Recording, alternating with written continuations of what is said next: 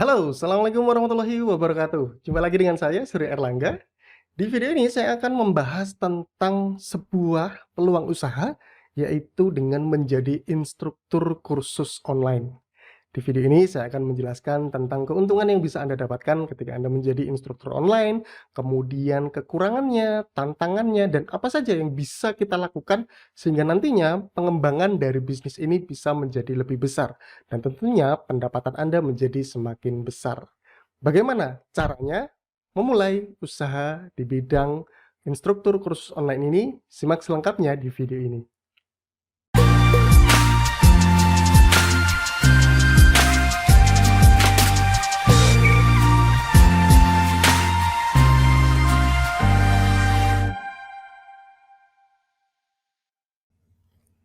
Baik, di video ini saya akan bahas tentang analisis peluang usaha menjadi instruktur online.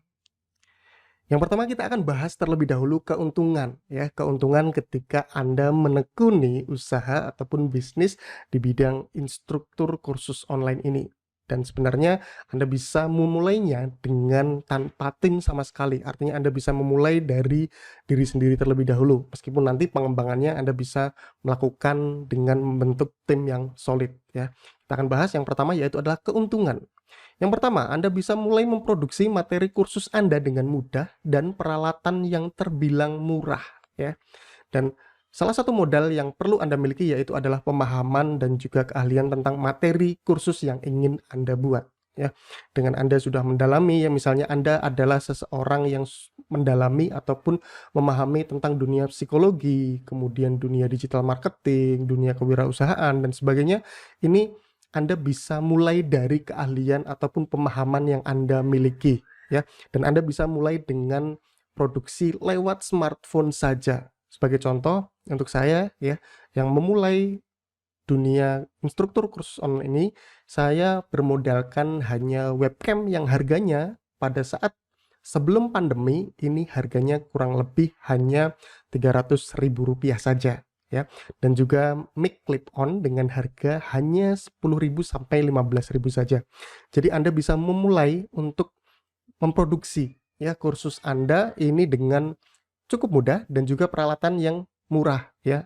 Meskipun nantinya Anda perlu ya pengembangan dari peralatan-peralatan yang Anda miliki.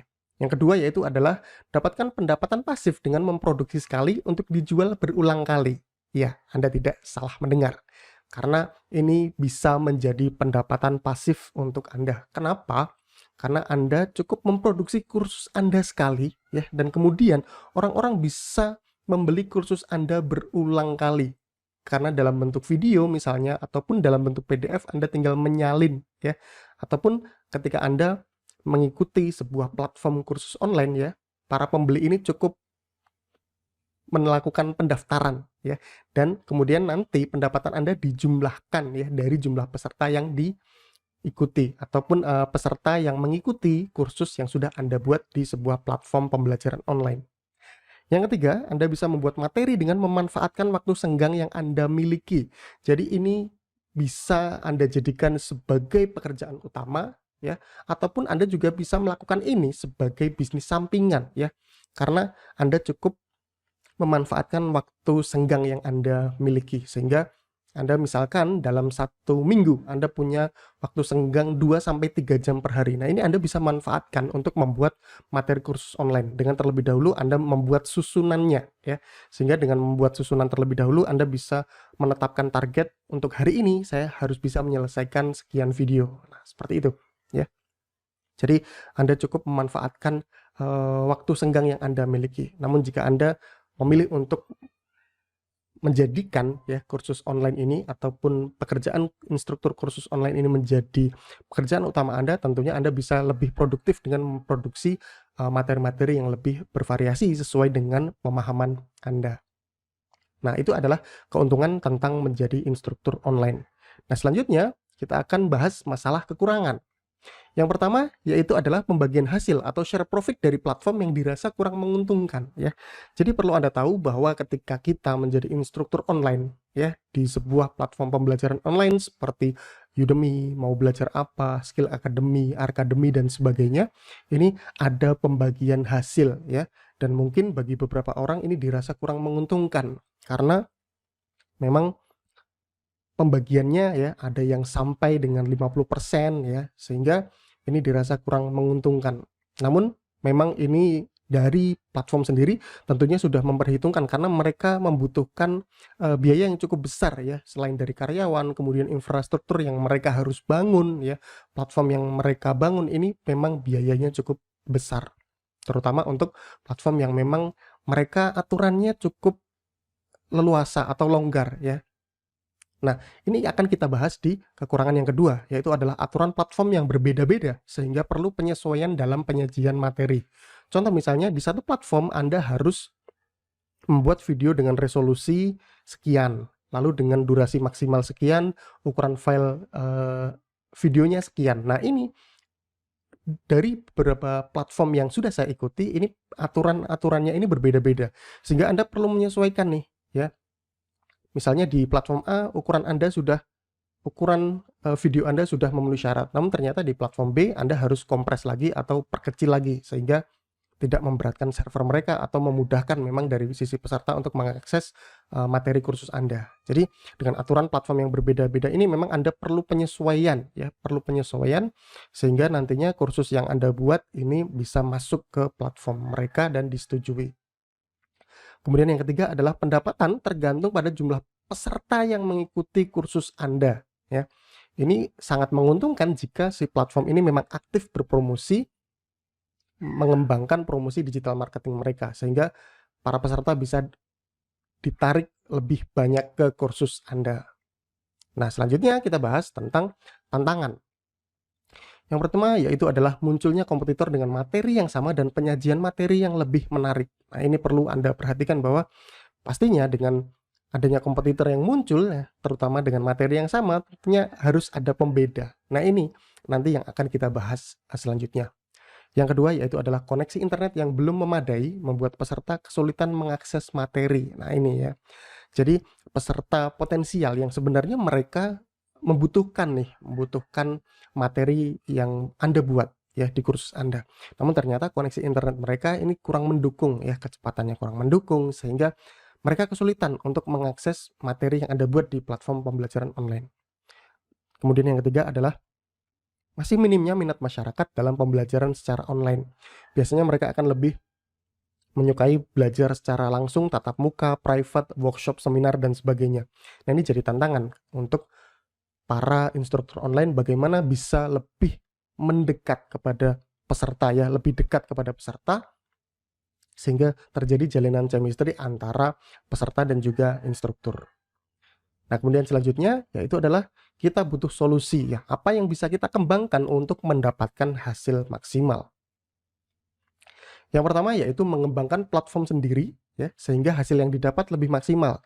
Anda bisa membuat website sendiri, kemudian website kursus online sendiri yang Anda miliki secara penuh ya, sehingga Anda bisa mendapatkan hasil yang lebih maksimal. Tentunya di sini Anda perlu biaya yang lumayan ya untuk bisa mengembangkan platform sendiri. Sebenarnya jika kita menggunakan website sendiri ya, kita anggarkan misalnya di angka 5 juta sampai 10 juta mungkin ya. Nah, ini Anda bisa membuat platform sendiri ya, yang nantinya akan memuat kursus-kursus Anda. Jika memang Anda bisa memproduksi berbagai macam kursus ya, dan Anda juga bisa mengundang orang lain yang sudah menjadi instruktur online untuk bergabung di platform Anda. Namun, nanti Anda perlu tahu bahwa dengan mengembangkan platform sendiri, Anda juga harus menyediakan biaya promosi sendiri untuk dapat menarik peserta yang lebih banyak. Kemudian yang selanjutnya yaitu adalah belajar untuk dapat membuat penyajian materi yang menarik untuk para peserta ya. Kenapa? Karena pastinya kompetitor dengan materi yang sama dan penyajian yang lebih menarik tentunya ini bisa mempengaruhi ya minat peserta kepada kursus Anda. Kemudian yang selanjutnya terus belajar mengikuti perkembangan sesuai materi yang Anda buat. Contoh di bidang yang saya tekuni yaitu digital marketing. Ketika saya membuat kursus tentang Facebook ya, ternyata interface mereka di 3 bulan kemudian, di 6 bulan kemudian ternyata berubah. Kemudian update algoritma di Google, update algoritma di Instagram, di TikTok dan sebagainya ini terus berubah ya. Sehingga saya perlu untuk belajar terus-menerus mengikuti perkembangan dari platform-platform tersebut. Nah, ini yang menjadi perhatian buat para instruktur online sehingga nantinya bisa terus memberikan update-update terbaru sesuai dengan kursus yang dibuat. Lalu selanjutnya yaitu adalah melakukan evaluasi pastinya dari saran dan kritik yang diberikan oleh peserta kursus Anda. Karena apa? Karena pada saat si peserta menyelesaikan kursus di sebuah platform, mereka akan diminta untuk memberikan review, masukan, kesan, kritik, dan sebagainya yang mana bisa diberikan dan nantinya akan tampil di halaman kursus Anda. Jadi nantinya calon peserta yang lain juga akan melihat, membaca review-review yang masuk ke kursus Anda untuk dijadikan sebagai pertimbangan apakah mereka perlu untuk mengikuti kursus Anda. Jadi dengan melakukan evaluasi ini tentunya ya Anda bisa mulai meningkatkan kualitas dari penyajian materi Anda. Lalu kemudian update-update terbaru ini Anda perlu perhatikan. Jadi solusi-solusi yang diberikan ini akan bisa menjawab ya berbagai kekurangan yang ada sebelumnya dan juga tentunya meningkatkan dari apa yang sudah Anda miliki. So, jadi Anda jangan berkecil hati ketika mungkin Anda merasa bahwa peralatan yang Anda miliki ini belum memadai, misalnya dari sisi kamera, kemudian dari sisi editing video, kemampuan editing video Anda. Nah, ini Anda perlu asah ya, sehingga nantinya Anda dengan terus praktek ya, terus belajar, Anda bisa mulai untuk menyajikan materi yang menarik. Nah, itulah tadi tentang penjelasan ya, analisis peluang usaha menjadi instruktur kursus online. Nantinya Anda bisa menghubungi saya melalui kontak yang tersedia, ataupun jika Anda memiliki pertanyaan, Anda bisa cantumkan di kolom komentar. Terima kasih, sampai jumpa di video selanjutnya.